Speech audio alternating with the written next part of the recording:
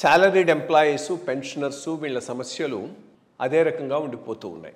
హైదరాబాద్ కేంద్రంగా ఆంధ్రప్రదేశ్ రాష్ట్రంలో పెన్షనర్స్గా ఉన్న వాళ్ళు బట్ హైదరాబాద్లో సెటిల్ అయిన వాళ్లకు ఒక సపరేట్ సంఘాన్ని పెట్టి వాళ్ళ తరఫున వాళ్ళ బెనిఫిట్ కోసంగా పోరాడుతున్నటువంటి ఒక ప్రముఖ పెన్షనర్స్ నేత బుచ్చిరాజు గారు. నమస్కారం బుచ్చిరాజు గారు.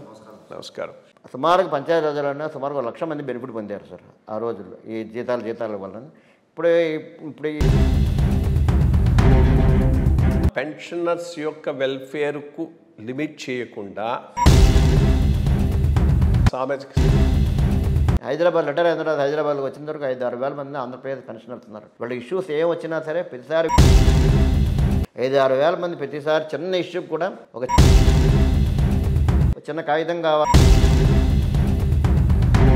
ఇవన్నీ ఇబ్బందులు ఉన్నాయని నేనే ఇక్కడ ఆలోచించి నేను కాదు హైదరాబాద్ పెన్షన్ సెటిల్డ్ హైదరాబాద్ అని వీళ్ళ ఫ్యామిలీస్ కూడా ఏంటంటే సుమారు నాకు తెలిసి ప్రతి ఎంప్లాయీకి మినిమం టు అలాగే డిఏ ఏరియాస్ అండి ఎవ్రీ 6 monthsకి గవర్నమెంట్ ఆఫ్ ఇండియా వాళ్ళకి ఇచ్చిన ఇప్పటికి 10.93 డ్యూ ఉన్నారు 4 డిఏస్ అండి. ఇవాళ అయితే సుమారుగా ఒక పెన్షనర్స్కే పెన్షనర్స్ వచ్చారంటే వాడికి 30% వస్తుందండి. 30% 50% వస్తుంది. 50% మళ్ళీ 50,000 పెన్షన్ వచ్చి 30,000 మీద డిఏ కలిపి మొత్తం ఆ పరిస్థితిలో వాళ్ళకి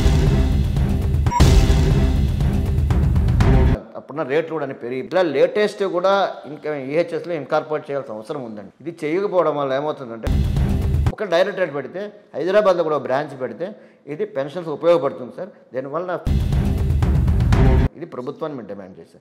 పెన్షనర్ జేఏసీ కూడా సపరేట్గా ఈహెచ్ఎస్లో మంగళగిరి హాస్పిటల్ ఆఫీస్కి వెళ్తే బిల్లు 6 నెలలు 8 నెలలు పాదట్లు రిటైర్ అయినా సరే మేము గవర్నమెంట్ సపోర్ట్ చేసాం. అలాగే వరదలు వచ్చినప్పుడు ఇచ్చామండి, సైనికులకి ఇచ్చామండి, బోర్డు సర్వీస్ చేస్తున్నాం. ముఖ్యంగా నేను కోరేది ఏంటంటే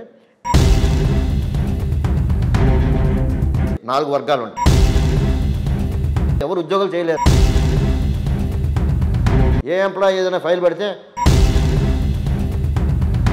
అందుకే నేనే ఉన్నానంటే ఒక్కొక్క డిపార్ట్మెంట్ ఒక జేఏసీ ఈ జేఏసీ వాళ్ళని జాయింట్ స్టాఫ్ కౌన్సిల్ పెట్టండి పెట్టి వాళ్ళు ఎవరు అప్పుడు ఏమవుతుంది 20% డిమాండ్స్ అక్కడికి వెళ్తాయి. పెన్షనర్స్ నెంబరు జాస్తి అవుతున్నది, పెన్షన్కు కేటాయించే బడ్జెట్ కూడా పెరుగుతూ ఉన్నది. అట్లాంటప్పుడు చాలా చాలా అవసరం. రెండోది యునైటెడ్ ఆంధ్ర విడిపోబట్టి అదర్వైజ్